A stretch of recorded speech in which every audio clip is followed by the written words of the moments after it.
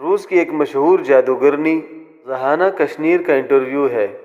وہ کہتی ہے کہ میں اپنی زندگی بھر صرف مضبوط ایمان والے مسلمانوں پہ جادو کرنے میں ناکام رہی ہوں۔ وہ اپنی ناکامی کے اقرار کے ساتھ ساتھ یہ بتاتی ہے کہ وہ کون سے عمل ہے کہ جس کی وجہ سے ایک مسلمان پہ جادو نہیں ہو سکتا۔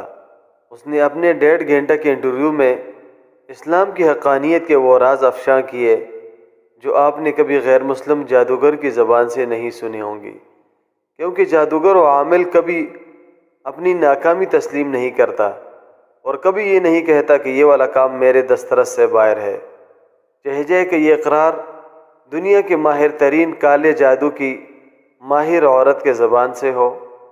انوکھا لگتا ہے۔ وہ کہتی ہے کہ جن مسلمانوں کا اپنے اللہ سے تعلق مضبوط ہوتا ہے وہ نماز پڑھتے ہیں اور اپنی سوچ کو پاکیزہ رکھتے ہیں،